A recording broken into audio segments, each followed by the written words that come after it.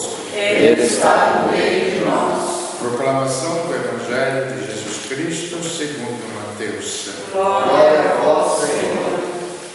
Naquele tempo Jesus foi à região de Cesareia de Filipe e ali perguntou aos seus discípulos: quem dizem os homens ser o Filho do Homem? Eles responderam: alguns dizem que é João Batista, outros que é Elias, outros ainda que é Jeremias ou algum dos profetas. Então Jesus lhes perguntou: e vós, quem dizeis que eu sou? Simão Pedro respondeu: tu és o Messias, o Filho do Deus vivo. Respondendo Jesus lhe disse: feliz és tu, Simão, filho de Jonas, porque não foi um ser humano que te revelou isto, mas o meu Pai que está no céu. Por isso eu te digo que tu és Pedro, e sobre esta pedra construirei a minha igreja, e o poder do inferno nunca poderá vencê-la. Eu te darei as chaves do reino dos céus. Tudo o que ligares na terra será ligado nos céus, tudo o que desligares na terra será desligado nos céus. Palavra da salvação. Glória a vós, Senhor.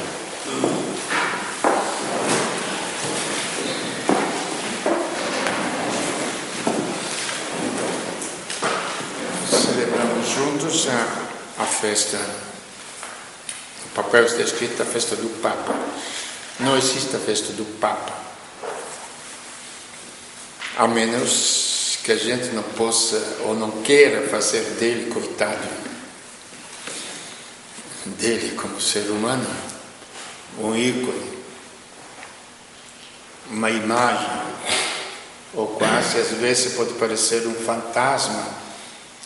Vai a Roma, tem que ver o Papa. Como vai em Londres, tem que ver a rainha. Não tem nada disso. Absolutamente nada disso. Isso é folclore. Não é problema de fé. Folclore. Mas muitas partes da nossa fé são feitas de folclore. Não são feitas de uma fé profunda.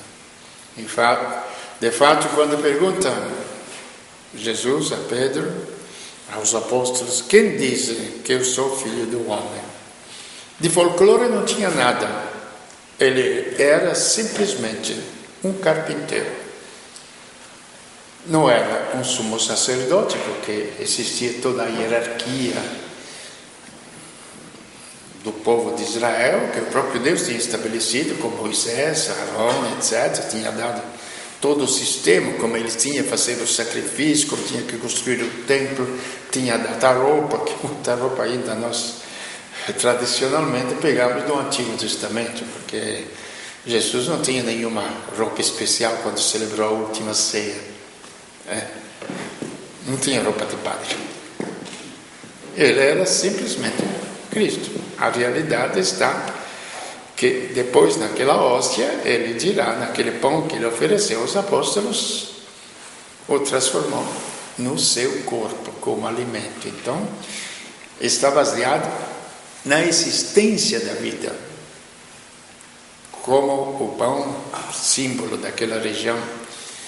Aqui diríamos arroz, feijão, outros lugares, outra comida, e sustenta, é a comida básica do povo. Assim também Cristo se transformaria em comida básica daquela parte que nós descuidamos muitíssimo, de nós mesmos. Prestemos atenção. Uma parte que nós descuidamos muitíssimos de nós mesmos. Nós fazemos a higiene do corpo, às vezes a higiene da mente, se inventa todos os sistemas filosóficos, yoga, etc., para se libertar do estresse e aí por diante, mas esquecemos que também e, sobretudo, por causa do qual nós alcançamos a nossa grandiosidade, nós possuímos um DNA de Deus, que nós chamemos de alma, que nós chamemos de espírito, chamemos o nome que quisermos. É uma realidade que está dentro de nós. E nós não cuidamos dela. Cuidamos da inteligência indo para a escola. Aprendemos tantas coisas. Cuidamos da curiosidade, mas não cuidamos desta parte que é nossa. Não é do vizinho, não é do marido, não é da mulher, não é dos filhos, não é dos pais, não é de ninguém. É nossa. É nossa. Seria muito interessante uma pessoa que vai na igreja, porque existe muitas vezes na igreja que fica olhando, não, mas eu não vou à igreja porque só vou lá para fazer desfile, etc, etc. Mas escuta, você entendeu porque vai à igreja ou não entendeu? Você não vai à igreja para olhar os outros. Você vai à igreja para encontrar Deus na celebração da Eucaristia.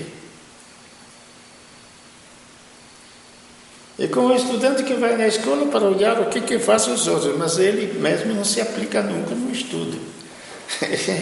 É uma piada, mas é a realidade que se vive muitíssimas vezes, compreende?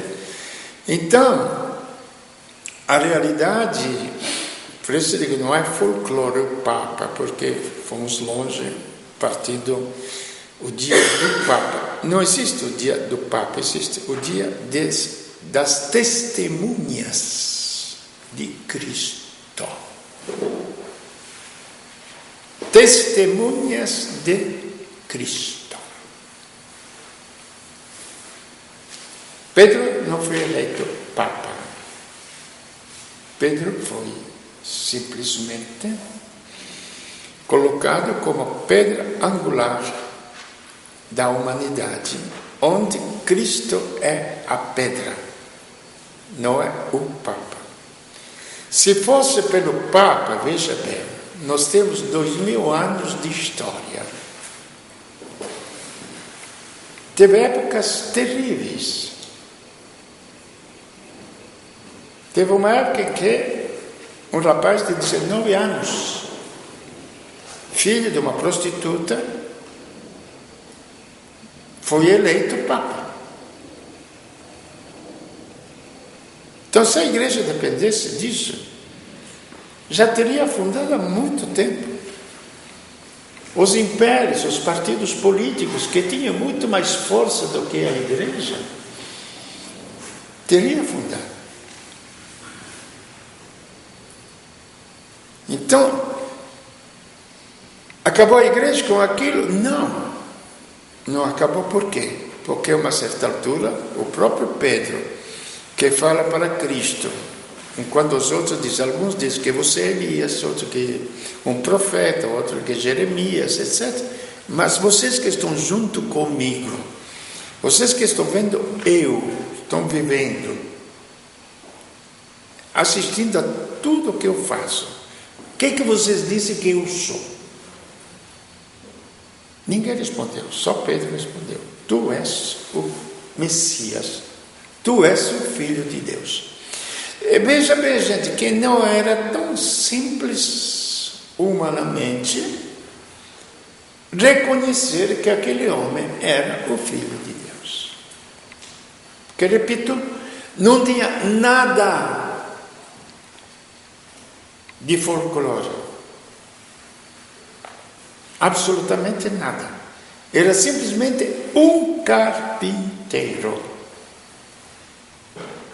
Tanto que quando ele se apresentou na sinagoga de Nazaré e leu a profecia de Isaías, o Espírito do Senhor está sobre mim, ele me ungiu, me mandou anunciar a boa nova aos pobres e aí por diante, e disse, hoje, aqui, neste momento, na minha pessoa, se realizou esta profecia de Isaías. Os seus concidadãos compaisanos, que fizeram? Pegaram ele e queriam jogar abaixo no precipício. Quando o sumo sacerdote perguntou para ele, sempre ao homem, porque Jesus se chamava assim, o Filho do Homem.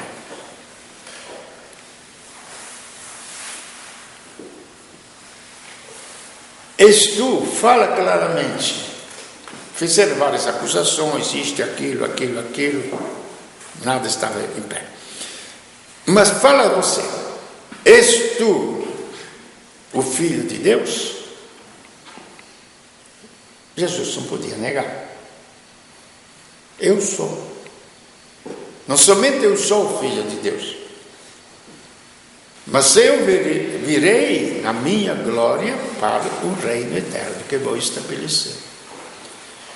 Sumos sacerdotes que falaram, ouviram a blasfêmia, porque sendo homem se fez Deus. Eis porque Jesus falou claro, feliz és tu, Pedro, porque não foi a tua inteligência, não foi a tua ciência, não foi o teu conhecimento que te revelou que eu sou filho de Deus, mas foi o meu Pai. Então a fé, é aí que vem o princípio, a fé é um dom de Deus. A fé verdadeira é um dom de Deus. Porque com a fé nós encontramos todos os tesouros. Encontramos todo o sentido da vida. Porque em Cristo está toda a história do mundo. E a história de cada um de nós. Em Cristo. E aqui vem os dois apóstolos maravilhosos, totalmente diferentes por temperamento, por cultura, etc. Mas os dois que testemunharam este Cristo. Por isso eles foram colocados como pedras angulares da nossa humanidade, dos apóstolos, que depois anunciarão ao longo dos séculos, dos 2000 anos da história desta humanidade, que leva para frente a pessoa de Cristo. Repito, levamos para frente a pessoa de Cristo. O Papa leva para frente a pessoa de Cristo. O próprio Cristo. O que nós encontramos na igreja? O clero. Os papas, os bispos. Mas o que esta gente nos dá? Nos dá o Evangelho, nos dá a Eucaristia, que é o corpo de Cristo, nos dá o perdão dos pecados, que é o perdão do próprio Deus. O que nós queremos mais do que isso?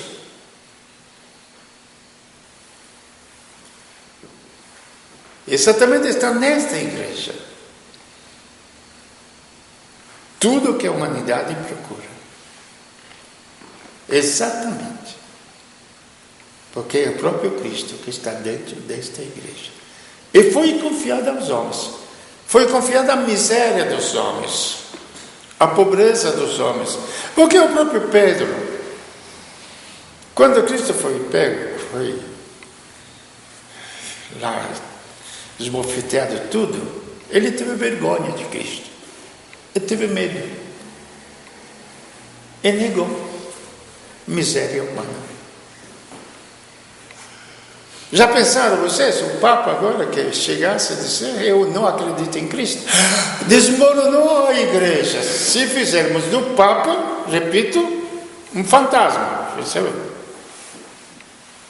Mas se olharmos, já por muito menos, este Papa falou que ele também é pecador. Passaram na televisão, o Papa falou que é pecador. Ué, por quê? Não é um ser humano como todos os outros? Já esta pequena confissão, imagina. Então, mas os dois nos transmitiram o quê? O testemunho que aquele homem é o Senhor da história. que é a própria história, porque Cristo é a própria história. Vamos voltar àquilo que falei no comecinho. Por que ele é a própria história? Porque um fulano, não sei como é que ele chama, Descartes, francês, Cartésio, um dia se tornou um homem famosíssimo, porque falou uma frase. Falou assim: o ser humano é um caniço frágil, o mais fraco de todos os seres que existem sobre a face da Terra. Mas qual é a qualidade deste caniço frágil em comparação às montanhas, aos animais mais fortes fisicamente, etc.? É um caniço que pensa. Ele tem pensamento. A grandiosidade do ser humano está no pensamento. E é gozado. Deus, muito tempo atrás, no comecinho da Bíblia, falou assim. Não falou: façamos o homem que pensa. Façamos o homem a nossa imagem e semelhança. Gente, isto é muito mais do que pensa. Muito, muito mais. Mas a gente não se liga, porque a gente vai pela carne e pelo sangue. Que se a gente vai pelo próprio conhecimento, não vai pela fé. Não acreditamos naquilo que Deus nos revela, que nós somos imagem e semelhança de Deus. E esta imagem e semelhança de Deus, que é eterna. Esta imagem e semelhança de Deus, que é o princípio da nossa grandeza. Porque nesta raiz divina que está em cada um de nós, Deus vai alimentar e vai ter o nosso desenvolvimento.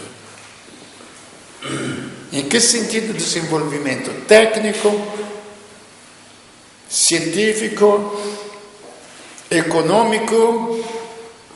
Não. Humano. Qual será o país rico? Vamos falar como cristãos. Independentemente de nacionalidades ou de outras. Não é um país que não tem mais misérias, mas o país que tem mais santos. Porque todos os santos escolheram a pobreza. Mas escolhendo a pobreza material, eles enalteceram a grandeza do próprio ser humano, que para ser grande não precisa da matéria, não precisa dos bens, e ele é grande por si mesmo. Ou nós mudamos este pensamento, ou nós nunca seremos cristãos.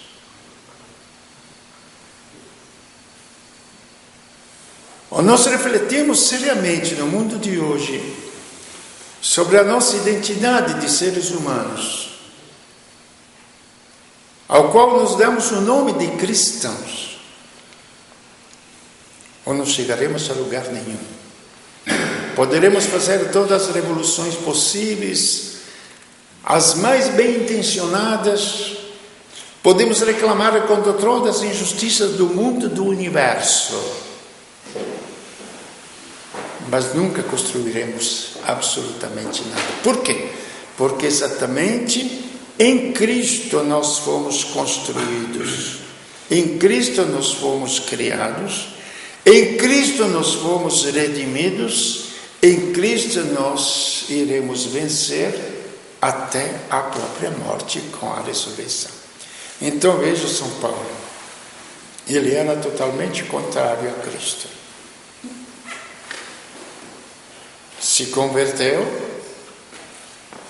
por uma luz de Deus, não foi por merecimento próprio, aquela famosa caída do cavalo, que ficou como ditado, mudou totalmente. Por quê? Deus lhe revelou, como a São Pedro, não foi a carne e o sangue que te revelou isso, mas foi o meu Pai que está no céu. Também a Paulo, Cristo perguntou: por que está me perseguindo? E São Paulo depois falou assim: quando Deus quis revelar Cristo em mim, ele se viu em Cristo uma nova pessoa. E ele era uma pessoa, que ele mesmo fala, terrivelmente religioso.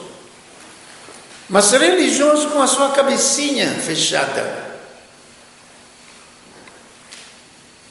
Por onde passam todos os fanatismos religiosos. Quando Deus quis revelar em mim o seu Filho, eu não pude resistir, porque era sincero. Ele era fanático, mas era sincero. E quando viu a verdade, abraçou a verdade, não tinha como não abraçar. Aonde anunciou todo o grande mistério de Cristo, porque enquanto São Pedro foi testemunha da vida humana, terrestre de Cristo, São Paulo foi testemunha de Cristo que está dentro de nós. Não vamos entrar neste assunto, já outras vezes falamos, voltaremos a falar sobre isto, porque a São Paulo Deus... Para Pedro bastava, veja como é tão simples e tão clara a mensagem, para Pedro bastava ser testemunha, para depois dizer aos sumos sacerdotes e àqueles que tinham matado Cristo: aquele homem que vocês mataram era o Filho de Deus que vocês esperavam. Porque os hebreus tinham todo 2000 anos de história que esperavam o Redentor. Os pagãos, os romanos, os gregos, etc., não tinham nada de tudo isso. Então, Cristo tinha que ser revelado de outra forma. E São Paulo lhe revelou, viu o relacionamento que Cristo tem com cada pessoa. Então, eles escolhiam os próprios deuses, os pagãos. Tinha um monte de deuses, criado pela própria fantasia. Até os vícios tinham dado o nome de Deus, não? Ainda hoje usamos esse negócio dos gregos, não? E a guerra, o Deus Marte, etc, etc.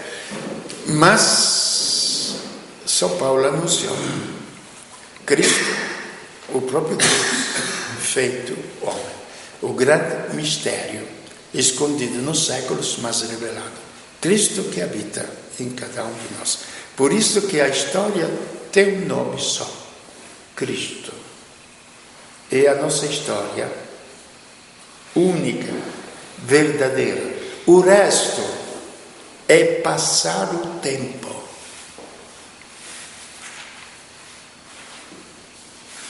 Trabalhar é passar o tempo. Negociar é passar o tempo. Criar uma família é passar o tempo, me desculpe. Não é finalidade.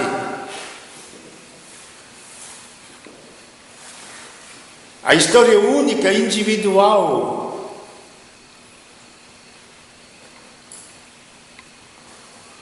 Outro dia eu fui rezar a missa lá em São Benedito, uma senhora: você é único. Eu falei: sou único mesmo. Ninguém vai ser como eu no futuro. Por quê? Porque, olha, as impressões digitais minhas são únicas e nunca vão ser repetidas entre bilhões e bilhões e bilhões de seres humanos. Só isso, um pedacinho de pele. Imagina toda a estrutura do meu ser. Não somos feitos de brincadeira, gente. Estou falando brincando, mas não é brincadeira, refletindo bem. Somos absolutamente únicos. Esta unicidade de cada um de nós, que vai se desenvolver ao máximo.